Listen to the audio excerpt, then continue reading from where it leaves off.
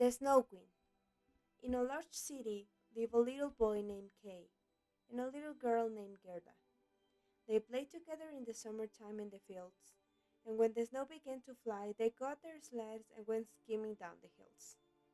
One day, Kay took his sled down the public square and was playing with the other boys when he noticed a large sleigh painted all in white, and in it sat a figure muffled up in a shaggy white fur with a cap on. The sleigh drove 10 times round the square, and Kay fastened his sled to it. It drove faster and faster, and then turned into one of the streets that ran out of the square. The snow began to fall thickly, and Kay thought he had better start back for home. He tried to unfasten his sled, but he found he could not get loose. On they flew as fast as the wind, clean off the ground and over the edges. At last, the big sleigh stopped, and the person driving it stood up, and Kay now saw that it was a lady, tall and slim, and dazzlingly white. "I am the Snow Queen," she said. "Don't you want to come and see what a beautiful place I live in?" The little boy felt so cold he could make no answer. So she came and lifted him out of his sled and put him beside her and tucked the big fur robe around him. Then off they went again. It was a long, dreary winter for Gerda, who missed her little playmate. One day in the spring, when she was out in the woods, an old woman came to her and said, "My child, come and you will see the most beautiful garden in the world." Gerda was fond of flowers, and she followed the old woman, who led her through some winding paths and at last brought her to the garden. Oh, how sweet and beautiful! There were all kinds of flowers of every season of the year, and Gerda played here many days in the warm sunshine. Before she knew it, winter had come again. One day there came a raven, hopping over the snow. "Caw, caw," said the raven. "If you knew what I know, you would be happy." "Why? What do you know?" asked Gerda. "I know where Kay is," said the raven. And now Gerda's heart was all aflutter. "Oh, is he still alive? And will you tell me how I can find him?" "Yes," said the raven, "as soon as I have spoken with the robber girl." Gerda did not know what the raven meant by the robber girl, but very soon she was to know, for in a few days back came the raven perched on the shoulder of a strong-looking girl. "I am the robber girl," she said. "I live here in the woods, and the menfolk go out and take the treasures of rich men, but we are kind to poor folk. The raven has told me about your little friend Kay, and I have come to take you to him." So away went Gerda with the robber girl, who led her to where a reindeer was standing. She lifted Gerda onto its back, put cushions and ropes around her, and then said, "Now go, reindeer, away to the Snow Queen's kingdom, where this little girl's playmate is. Take good care of her." Then the reindeer, with Gerda on its back, bounded away, over the edges and fields, faster and faster. Away up in the frozen Lapland, the door of a little hut built right in the snow opened, and an old woman came out to give them food and drink. Then away they went again. At last the reindeer stopped. "We are just outside the Snow Queen's palace," it said. "I cannot go in, but you may enter. Go straight on over the ice and you will see your playmate. You will find him cold, for he has become one of the Snow Queen's family, and they are all frozen to the heart. If you sing a song or weep hard enough, you may break the spell. I will wait here, but do not linger, for I must hurry back." Gerda felt as if she were almost frozen herself, and when she looked all about her, there was nothing but great icebergs, and away in the distance something that looked like a palace of diamonds. But she went on and on and on, and coming close to the great palace, which she now saw was an ice palace, she caught sight of Kay standing all alone. She ran over the ice to him as fast as she could, and put her arms around him. "Kay, dear little Kay," she cried, "I have found you at last." But he stood quite still, stiff and cold, and little Gerda cried bitter, burning tears. But she thought she saw a flush begin to come into his frozen cheeks, and then, remembering what the reindeer had said, She began to sing. The rose blooms, but its glory past. Christmas then comes so fast. And, like magic, new life came into the cold body of Kay, and when he saw his little playmate, he cried out in delight. Gerda, is it really you, little Gerda? Where have you been all this time? And where? But Gerda did not stop to answer his questions. We must hurry, she said. The reindeer will think we aren't coming. She caught his arm and quickly led him out of the Snow Queen's domain. In a few moments, they were on the back of the reindeer, hurrying back over the fields of snow and ice. Nor did the reindeer stop till it reached the city where Gerda and Kay lived. Kay and Gerda are married now and have children of their own. And of all the stories the children love to hear, they like best the one about the Snow Queen. The Steadfast Tin Soldier. There were once 25 tin soldiers who were brothers, for they had all been made from the same old tin spoon. They were very grand in their new red and blue uniforms, as they shouldered their guns and looked straight before them. The first thing the soldiers ever heard were the words, "Tin soldiers!" shouted by a little boy who clapped his hands with delight when the lid was taken off the box in which they lived. It was the little boy's birthday, and the soldiers had been given to him for a birthday present. The little boy took the soldiers out of the box and stood them on the table.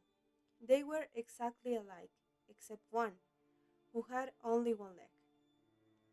He was the last one to be made, and there had not been enough tin to finish him. But he stood as firmly on one leg as the others did on two. There were many other playthings on the table where the soldiers stood, but the most attractive one was a pretty little paper castle. The windows were very tiny, but still one could look through them and see the inside of the rooms. In front of the castle stood little trees around a piece of looking glass, which looked like a lake of clear water. Beautiful little wild swans were swimming about the lake and were reflected on its glassy surface. This was all very pretty, but the prettiest thing of all was a tiny little lady who stood at the open door of the castle. She also was made of paper, but her dress was of the tiniest muslin, with a narrow blue ribbon like a scar over her shoulders. At the middle of the ribbon was a shiny tinsel rose as big as her whole face. The lady stretched out both her arms, for she was a dancer, and she raised one foot so high that the tin soldier could not see it at all, and thought that she also had but one leg. "She will make a fine wife for me," said the soldier, "only she is so grand and lives in a castle, while I have only a box to live in. Besides, there are 25 of us in the box, and there is no room for her. Still, I must try to become acquainted with her." Then he lay down at full length behind the snuff box, where he could watch the dainty little lady, who still stood on one leg without losing her balance. When evening came, the tin soldiers were put into the box. That is, all of them except the soldier with one leg, who was left standing on the table, and the people of the house went to bed. Then the toys began to play and have jolly times on the table. The tin soldiers rattled in their box, for they wanted to get out and play with the others, but they could not lift the lid. The nutcracker turned somersaults, and the pencil jumped about the table. They made so much noise that the canary woke up and began to sing in the middle of the night.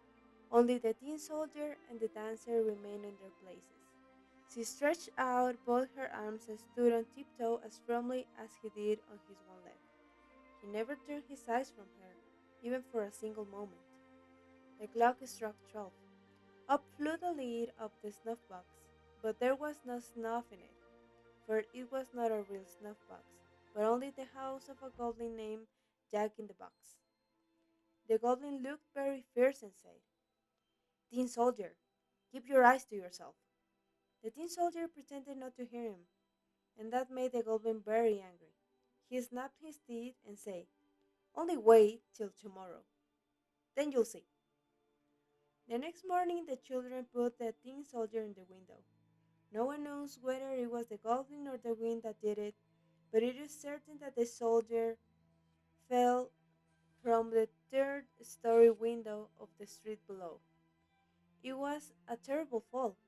He landed on his head, and his bayonet wedged in between some stone and held him there with his one leg straight up in the air. The maid and the little boy went downstairs to look for him, but, although they nearly stepped upon him, they could not find him. If the soldier had called out, "Here I am," they would have found him, but he did not care to call for help, because he was a soldier. Then it began to rain. The drops fell faster and faster until there was a regular shower. When the shower was over, two boys who were idling about the street happened to pass by. "Look," said one of them, "here is a tin soldier. He ought to have a boat to sit in." So they made a boat from a newspaper and stood the tin soldier in it and sent him sailing down the gutter. Then the two boys ran along beside him, clapping their hands. The waves were very high and the current was very strong. The paper boat rocked up and down, and it sometimes turned around so quickly that the soldier trembled, but he stayed at his post. He shouldered his musket and looked straight before him. All at once the boat shot into a long drain, where it was as dark as it was in the box where the other tin soldiers lived. "Where am I going now?" thought he. "This must surely be the goblin's fault. Oh, if only the little lady were here with me in the boat, I should not care how dark it was." A huge water rat that lived under the bridge soon came inside. "Have you a pass?" asked the rat, but the tin soldier kept silent and held his musket tighter than ever. The boat flew past, and the rat followed.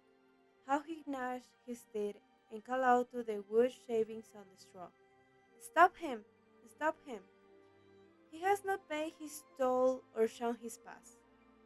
The stream carried the tin soldier on more rapidly than ever, and he could already see daylight where the drain ended. Then he heard a rushing sound that was enough to frighten the bravest man. At the end of the drain, the water fell into a canal. This was as dangerous for his tiny craft as going over a waterfall would be for a boat. The little paper boat dashed on, but the soldier stood as firmly as he could to show that he was not afraid. The boat whirled around 3 or 4 times until it was filled with water. Then it began to sink. The tin soldier stood up to his neck in water, while the boat sank deeper and deeper. Soon the water closed over his head. He thought of the pretty little dancer whom he should never see again, and he was very sad.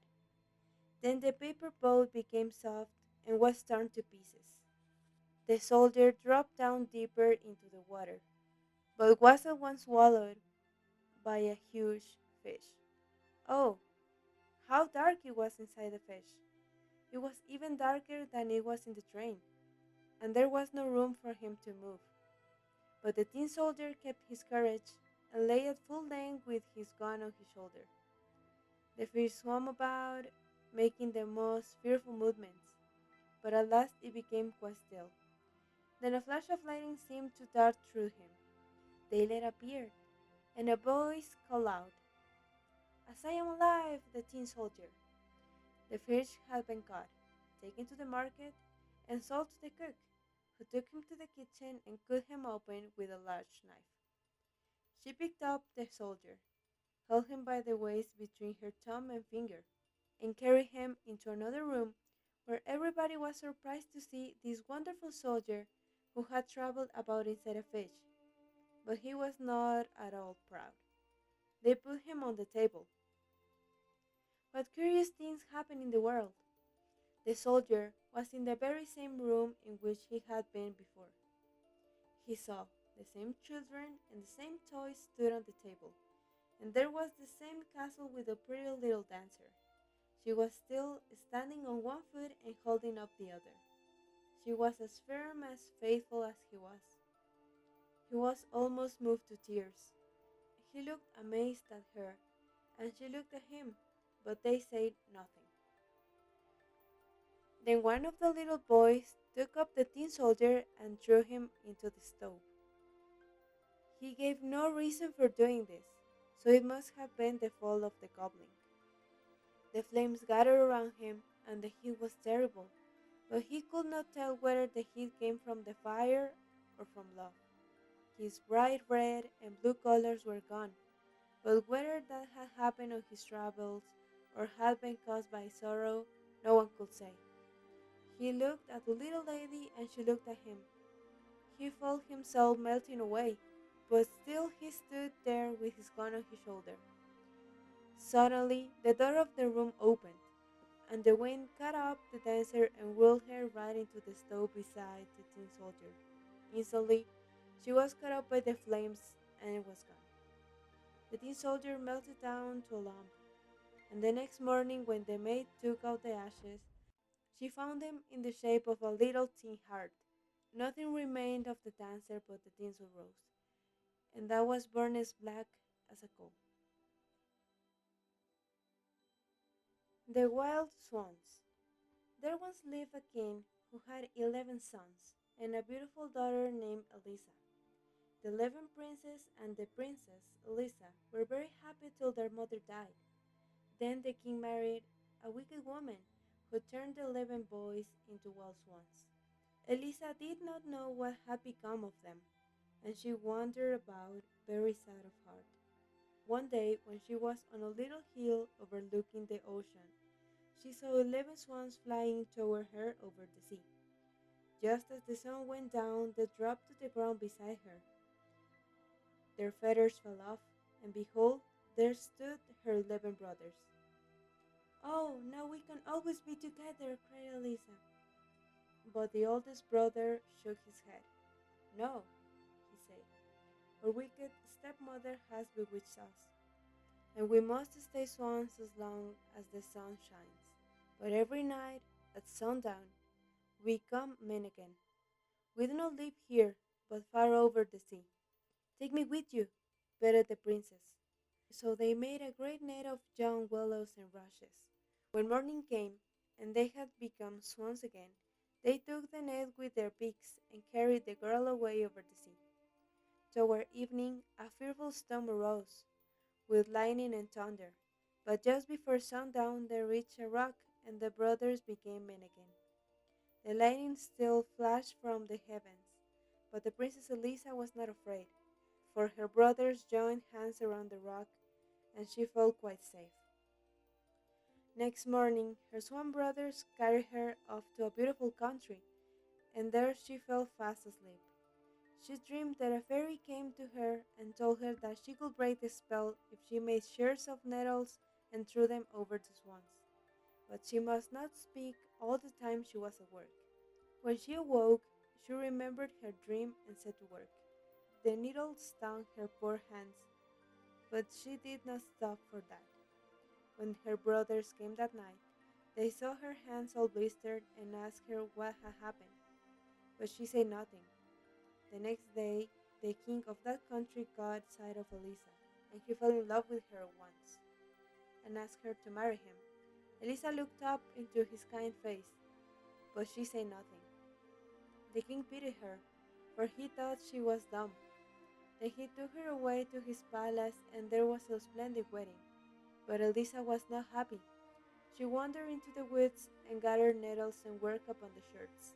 Then some of the people said she was a witch, but she worked on till she had 10 shirts finished and the 11th almost completed. In those days, the people believed in witches, and it was not long till they cried out that the girl must die. So they carried her out and were just about to tie her to a post when 11 wild swans dropped down beside her. All the people were frightened. Elisa broke through them, and catching up the 11 shirts, she threw them over the swans. And behold, her dear brother stood beside her. "Tell the king I can speak now," cried Elisa. And when he had come, she told the story of why she had been silent so long. Then all the people praised her, and the king gave a great dinner party for her and the 11 princes, who were never to be swans again. The end.